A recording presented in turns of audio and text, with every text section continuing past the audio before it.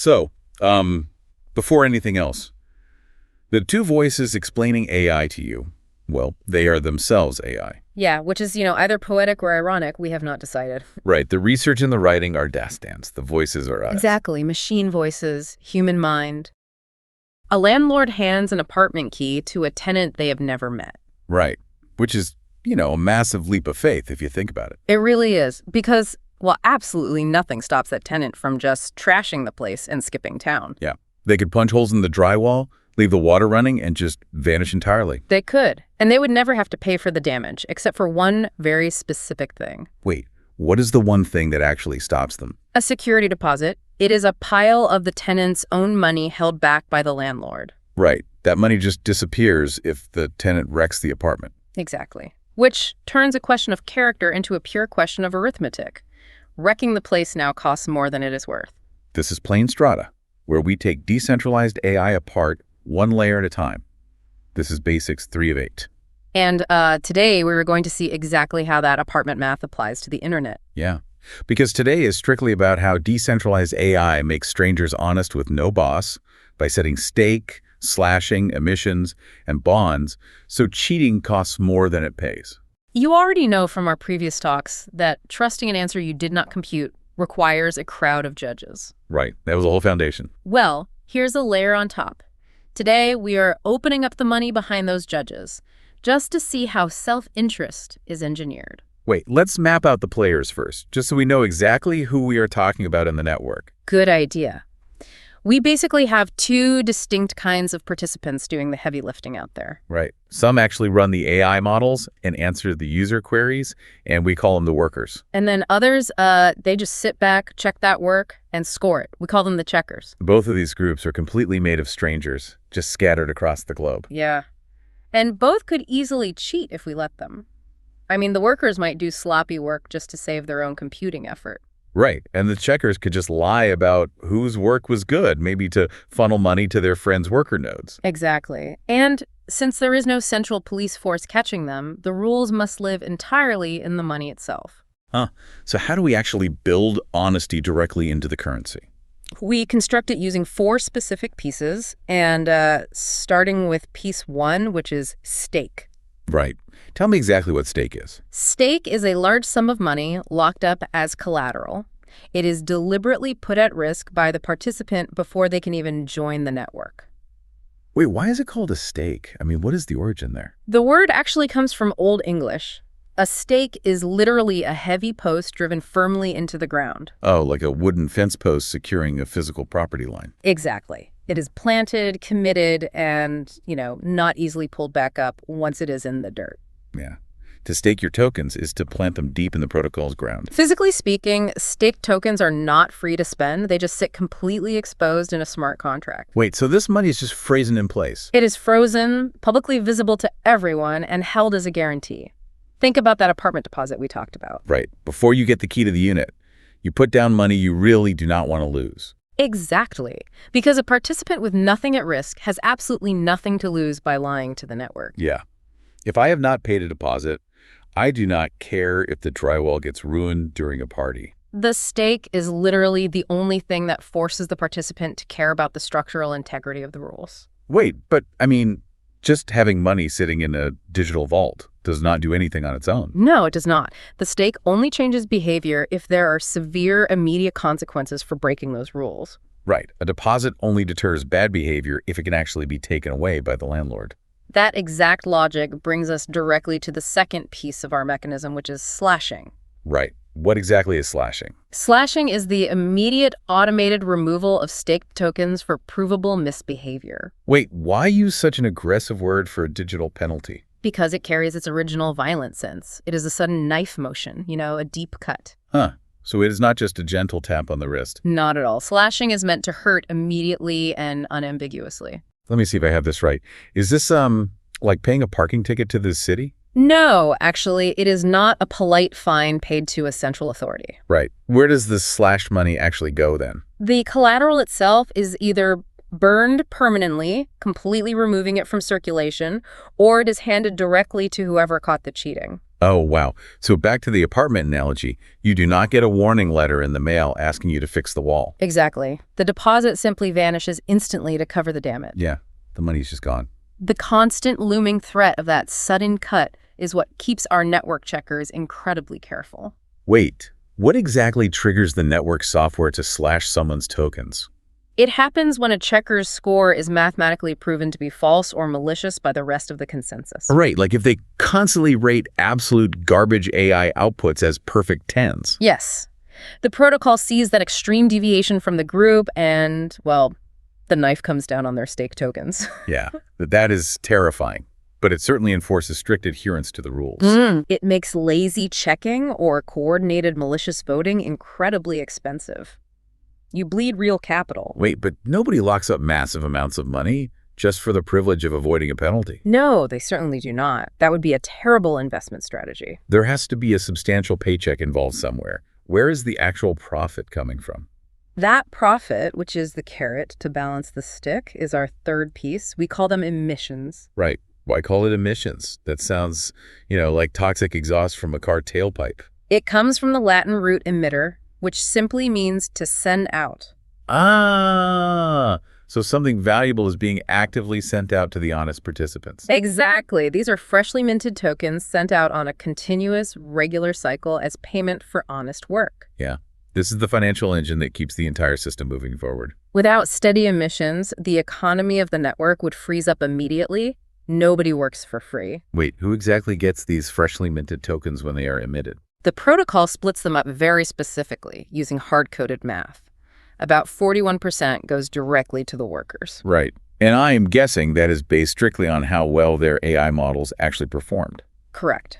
The better the AI output, the higher the score from the checkers, and the bigger their slice of that 41%. Yeah. It creates a brutal meritocracy for the workers. Yeah. So what happens to the rest of the tokens? Another 41% goes to the checkers themselves and also the people who backed them with stake. Wait, that leaves exactly 18% unaccounted for. Where does that slice go? That remaining 18% goes to the network corners owner, the original architect who designed that specific AI task. Huh. So the designer takes a perpetual cut for creating the marketplace in the first place. Yes. It creates a complete self-sustaining microeconomy for that specific type of intelligence work. Let me summarize this triad to make sure it is locked in before we move on. Go ahead, lay it out for us. We have the persistent reward on one side, which is the emission sent out to honest players. We have the violent penalty on the other side, which is the sudden cut of slashing. Yes. And we have your own money sitting right in the middle, exposed to both outcomes, which is your stake. That is the complete triad for governing behavior in a single moment in time. Right. It forces everyone to play strictly by the rules right now in the present moment.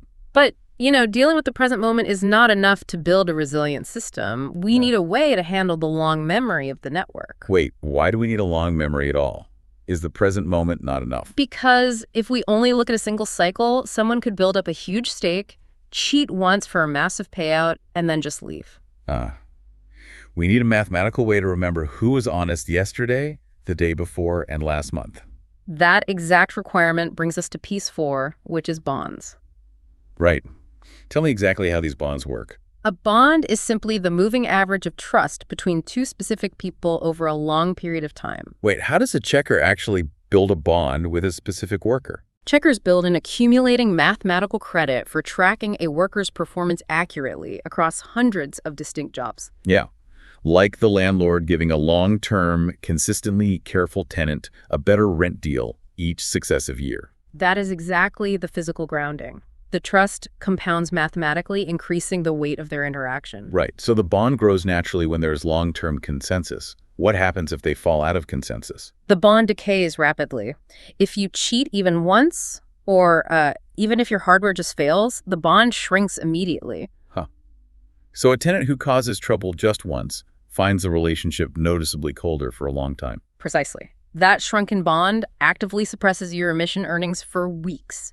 You cannot cheat once and just bounce right back. Yeah, the bad behavior leaves a very long, very expensive shadow on your future payouts. This reveals the fundamental cross-domain pattern we are looking at here.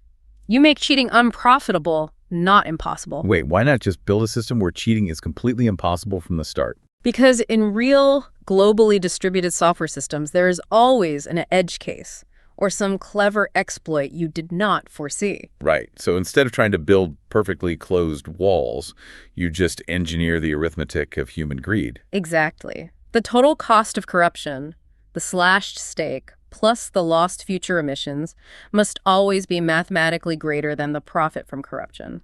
Yeah. If the penalty outweighs the bribe every single time, the strictly rational choice is honesty. You understand the abstract principle perfectly, but to truly get it, we need to look at the actual mechanism running underneath. Right. I really want to drop down to the ocean floor here. I want the real math. If you're going down, we need to see how exactly the system makes the cheat unprofitable in real time, block by block. Wait. Walk me through one single concrete cycle with the checking math. Imagine a worker finishes generating a complex piece of code, and they get scored by 50 different checkers. Right. The checkers independently review the code and assign a numerical score. Most of the heavily staked checkers score the work right at 0.5 on a 0 to 1 scale. Yeah. Solid, average work. Nothing special, but it gets the job done. But then one small stake checker, just a tiny player, gives that exact same work a 0.9. Wait, why would they score it so unusually high? Maybe it is a friend trying to artificially inflate the worker's reward, or maybe their checking software is just broken. Right. So what does the protocol do with that anomaly? Does it just average all those numbers together? No, it absolutely cannot do that. If you average the scores, that one 0.9 drags the overall result up. Huh. If the average goes up even a little bit, the cheat partly works. They successfully manipulated the payout. Exactly. If averaging works, a tiny amount of stake could constantly manipulate the whole market. It is a huge vector for attack. Wait, so how does it prevent that exact manipulation without a human boss reviewing it? Instead of averaging, the system executes an algorithm to find the stake-weighted consensus. Right. How does it physically weigh the consensus by stake in the code? It takes all the checkers and lines them up in a digital array, sorted sequentially based on how much stake they hold. Yeah, so the massive heavyweights with lots of locked up money are sitting at one end of the line. Yes. Then the protocol algorithm walks down that line, starting from the heavyweights, adding up the stake as it goes. Wait, it just walks down the line sequentially, keeping a running total of the stake. Correct. It keeps walking until it reaches the exact point where 50% of the total stake on the network is accounted for. Oh, and it just reads the score sitting at that exact halfway point, ignoring everything else. You have got it. And since all those massive large stake checkers said 0.5, the consensus lands exactly at 0.5. Right. So what happens to that lone 0.9 score from the small checker at the end of the line? It is considered a mathematically proven outlier. The 0.9 gets forcibly clipped down to 0.5. Huh. So the extra 0.4 of intentional overstatement simply does not count at all. That is the clipping math. It perfectly protects the integrity of the score by completely ignoring the low stake noise. So let me see if I have this right to diagnose the whole event. I want to trace the causality. Go ahead, lay out the sequence. The protocol clips a 0.4. That small checker earns 0 emissions on the lie, and their bond shrinks for weeks. You have it exactly right. They paid real computing costs and electricity to lie and got absolutely nothing for it. Yeah. The arithmetic enforces the honesty immediately on the spot. It is incredibly elegant. Meanwhile, the honest checkers who gave the 0.5 are completely untouched. Right. Matching the heavy consensus is what actually pays the bills. Let's pull back to the surface now and watch the whole economy turn once. Yeah, let me list the whole cycle to make sure I see the full interconnected picture. Walk us through it. First, you lock your stake, then you do the work. Then the checkers score that work. Exactly.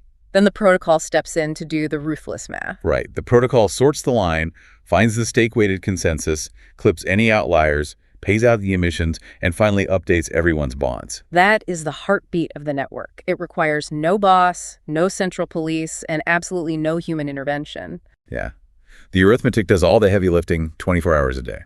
It is a beautiful system, but there is a massive load-bearing assumption sitting underneath all of this math. Wait, what assumption? I mean, it sounds totally foolproof the way you just described it. The entire mechanism rests entirely on one specific thing. No coordinated group can assemble more than half of the total stake. Huh. That makes sense.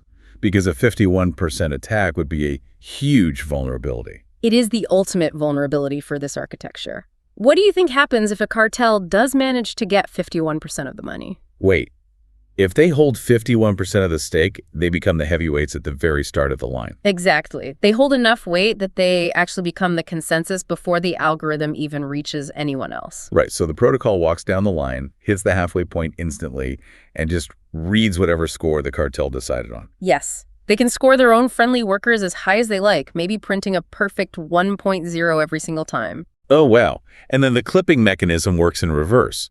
It forcibly pulls the honest scores toward their fake scores. That is exactly what happens. The fundamental defense literally inverts completely into an attack. Yeah, that is a catastrophic failure.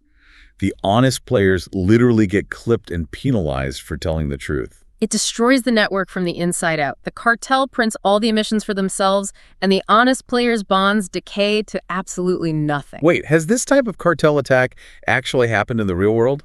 It has. In early decentralized networks, groups would pool their money together specifically to hijack the consensus mechanism. Right, because they realized that buying up the stake and rigging the math is cheaper than doing honest computing work. It is the defining open question for every single network built this way today. Yeah.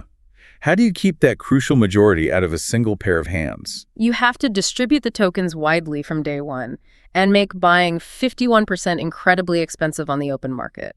Right, because if that core mathematical assumption fails, the whole mechanism collapses immediately. But as long as that line holds, the core idea remains incredibly powerful and robust. Yeah. You do not make people honest by trusting them or policing them. You make honesty the strictly cheaper option. You let pure self-interest do the rest of the work. This broader pattern actually has a specific name in computer science. Right. What is the formal pattern called? Hiring heavily staked outsiders to watch something the system cannot check for itself is called the oracle pattern. Huh.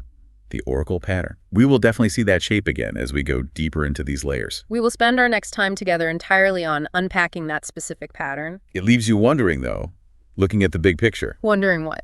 If we can mathematically code honesty into money to govern AI networks, what happens when we start applying this same oracle pattern to real-world systems, like, say, political elections? That is a massive question. It could completely change how we verify reality, something for you to think about. The how is the rest of the show, no background needed. Exactly. This is plain Strata, decentralized AI, layer by layer,